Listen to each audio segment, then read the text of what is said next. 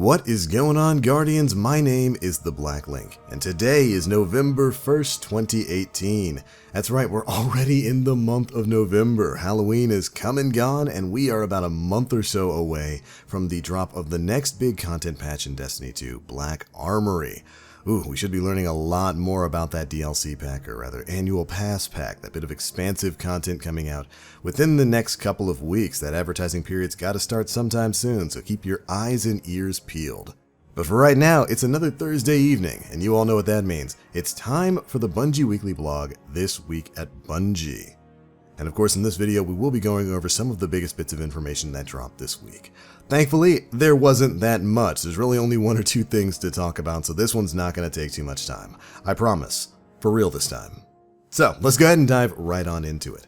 Now, if you take a look at the very start of this week's TWAB, they talk a bit about the twilight hours of the fall event Festival of the Lost. Here's what they have to say. As trick-or-treaters take stock of their sweet loot in real life, our own Festival of the Lost is entering its final stage. If you have yet to earn the mask that has eluded you, or still need to get your 600 power horror story, you have until Tuesday, November 6th. To close out the festivities, Amanda has a final quest. Over the next 3 weeks, she will unleash you in pursuit of those who killed Master Ives, the less hated of the Cryptarchs. Each week offers up a new step in the quest along with a powerful reward. And I actually just wanted to stop right there to talk a bit about the murder mystery quest that is live in the game right now. If you haven't started it up, if you load into the game, head to the tower and go talk to Amanda. She should have that quest ready for you, unless you didn't have space in your inventory, in which case it might have disappeared. That's a glitch that's being worked on. But that quest in particular, well, if you haven't done it yet, it's not going to take you long because it's very, very quick. The first step simply requires that you either redeem engrams with Master Rahul or go take out powerful fallen enemies in the EDZ. You can literally just go do like one Glimmer Drill public event on Heroic and you'll be done with this thing. Or if you've got 250 legendary shards, you can just go buy 10 engrams from Rahul and be done with it right then and there. And that's pretty much it. That's all that there is to the quest right now, and you have to wait a week until we get the next step. This is time gating of the highest order, and I've got a little bit of a problem with it with the way it is right now.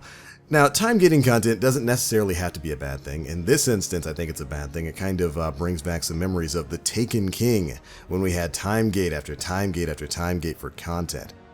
But I think time gating can work pretty well in this game. I mean, we see that with the Dreaming City, the quest lines that we have there, the rotating schedule of content. That's time gating in the good sense. This quest, not so much. There's really not much at all to the first step. I would barely even call it a quest step. You can get it done in no time flat, and then to have to wait for another week after so many Guardians, myself included, have been sitting back and waiting for this questline to drop, anticipating the rewards that we might be getting. It really doesn't feel great to get it done just like that and then have nothing else to do for the next week until reset on Tuesday. And again, this swap does confirm that that is the only step that is available for right now. You got to wait till Tuesday's reset before you can do the next part of it. And we're basically going to have 3 weeks of this. It's very heavily speculated that this quest is going to be dropping the Thunderlord exotic heavy machine gun, which is no doubt meant to be a tease for Black Armory, which is coming forward. So I've got some ideas for why they did this, but honestly, with a quest like this, it really doesn't feel great for you to have to wait to do the next part of this quest. If this was going to be a 3-part quest that took place over 3 weeks, I don't know why they wouldn't have just started the quest at the start of Festival of the Lost. Knowing that Festival is going to be like a 3-week event, you could have just dropped the quest then by the time Festival of the Lost was coming to an end, we could also be getting our hands on the Thunderlord. There would have been plenty of other things for Guardians to, occupy their time with. That first week we had Iron Banner, we had Festival, Haunted Forest, all of that was fresh in our minds. Having a short quest like this really wouldn't have registered and bothered as many people as I think it is right now, because we're at the end of this event, and it's pretty obvious the time gating here is simply to elongate the quest out, really kind of to pad out that last month we have before Black Armory comes out. I do believe that this quest is time gated, specifically so that we have something to do until the advertising period for Black Armory is getting set to roll up. Like, we're probably going to see some live streams, some ride-alongs, and all kinds of sandbox videos and whatnot for Black Armory as we get closer to December. So this was meant to kind of bridge that gap, get you the Thunderlord if the Thunderlord is indeed dropping in it, and new items in the database do tend to lead towards that. And that's again meant to be the introduction into Black Armory, the big patch that's going to be coming out with that new season, and of course the return of heavy machine guns as a class. I understand the mindset here, Bungie, but when you drop this quest towards the end of Festival of the Lost, it's so short, there's really not much to do there, and there's so much hype built around the potential reward of it. Ooh, that time gate does not feel good. But there we go, that's my rant on it. I had a little bit of a screeching moment on stream when we picked this quest up and then all figured out we could beat it in like 30 seconds and had to wait another 7 days. Maybe that's our fault for doing that. But I felt like I had to get that out. But anyways, let's go ahead and dive on into the rest of the TWAB here.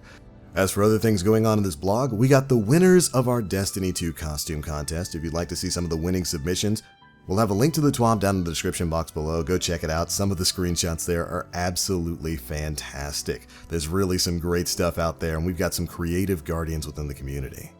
And we got some definitive information on how exactly masterwork armor works within Destiny 2 right now.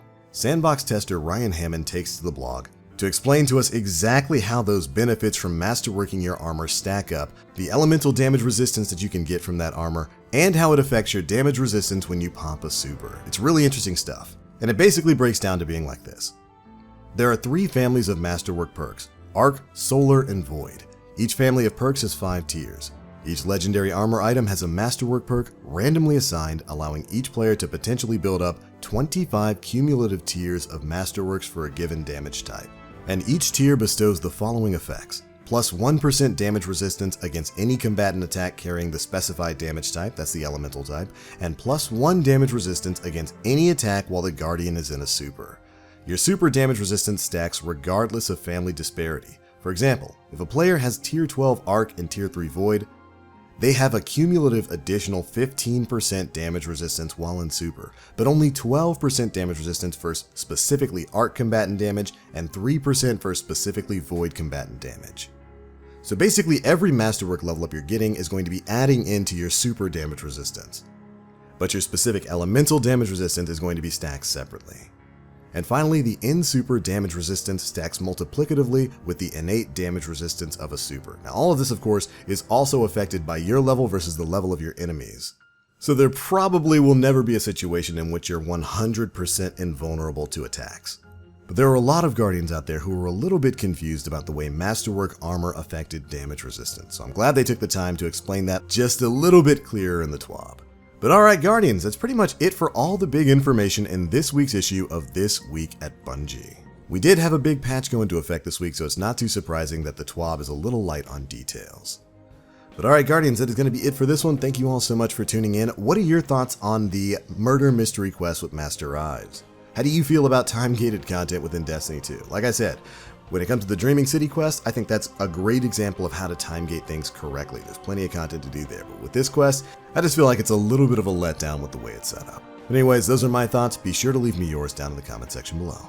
If you enjoyed the video, feel free to drop a like, make sure you subscribe and hit that notification bell to stay up to date with all the latest stuff we're putting out. But alright, that's it for this one. Thank you all so much for watching. And as always, I am the Black Link. You Guardians, stay frosty.